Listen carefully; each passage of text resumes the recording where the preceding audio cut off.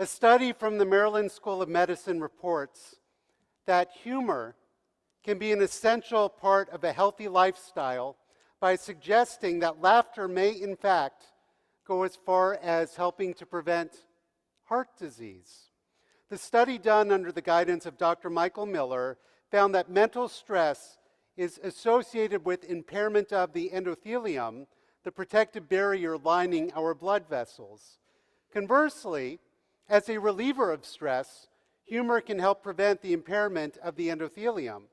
Thus, we learn to laugh more by finding the humor in our life may indeed prolong our lives. This is why comedians live forever. Now, laughter may not help as much as passing up my beloved food of chicken fried steak, but at least we will have something to smile about. Of course, this study from the Maryland School of Medicine really teaches us nothing new.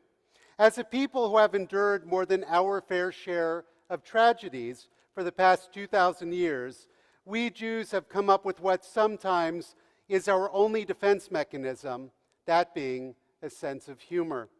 For as the old Yiddish proverb says, laughter is indeed the best medicine. The point is illustrated quite well by Rabbi Joseph Telushkin in his book, Jewish Humor. In his book, Rabbi Telushkin argues that much can be learned about ourselves by examining our jokes. He states that our jokes sometimes belie a fear of the present, but that our jokes can also demonstrate a vision of hope as well. More on that in a moment. As many of you know, we have jokes for just about any topic under the sun, including the sun. But in particular, we often joke about our parents. For example, Goldstein has been in analysis for 10 years, seeing his doctor 4 times a week. Finally, the analyst tells him they've achieved all their goals. He doesn't have to come back anymore. Needless to say, Goldstein is terrified. Doctor, he says, I've grown very dependent on these meetings. I can't stop. The doctor gives Goldstein his home phone number. If you ever need to, call me anytime. 2 weeks later, 6 in the morning, the phone rings in the doctor's house. It's Goldstein. Doctor, he says, I just had a terrible nightmare. I dreamed you were my mother, and I woke up in a terrible sweat. No, so what did you do? I analyzed the dream the way you taught me analysis. Yes? Well, I couldn't fall back asleep, so I went downstairs to have some breakfast. No, what did you have? Just a bit of coffee. You call that a breakfast?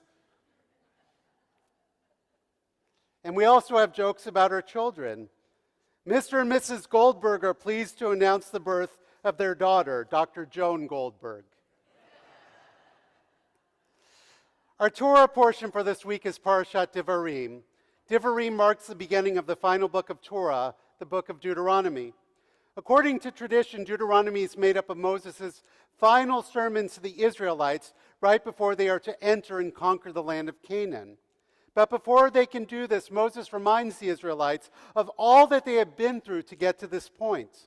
In Parashat Devarim, he talks about their journeys from Egypt to Horeb and from Horeb to the Negev and all the stops in between and why he couldn't ask for directions. During this retelling, Moses gives the Israelites God's commands. See, I place the land at your disposal. Go, take possession of the land that the Eternal swore to your fathers, to Abraham, to Isaac, and Jacob, assigned to them and to their heirs after them. He later tells them, go up and take possession as the Eternal, the God of your ancestors, has promised you. Fear not and be not dismayed. Al tirav al techat. Fear not and be not dismayed. What an unusual phrase. Israelites are about to battle with the Canaanites for the possession of the land. Many will die, and victory, though promised, is not assured. Yet the Israelites are not to fear. They are instead to trust in the vision of God and in the promise of a better day. What is one of the best ways to conquer fear, if not through laughter? As writer Dr. Gina Bareka in Psychology Today wrote, so what can we do? We can use humor to put our fears into perspective. Humor addresses the same issues as fear, not to dismiss them, but to strengthen our ability to confront them and then laugh them away from the door. Humor is, of course, the one thing that fear cannot abide. Laughter banishes anxiety and can help replace fear. Laughter is a testament to courage, or at least the manifestation of the wish for it, and the courage is stronger than fear. We need a strong and healthy dose of focused humor in our lives every day. On this Shabbat, may we be reminded to take time each day, if we are able, to find time to find the humor, the joy, the laughter, the love. Times may be challenging, and they certainly are. And it is up to us not to make light of it, but instead to find the strength and fortitude to take on those challenges. And may we find our humor to be a source of strength and inspiration to quell the anxieties and the fears. For as we have learned, when we laugh, what we are really fulfilling is the mitzvah of al tira v'al techat, fear not and be not dismayed. For laughter is not only the best medicine, even better than chicken soup.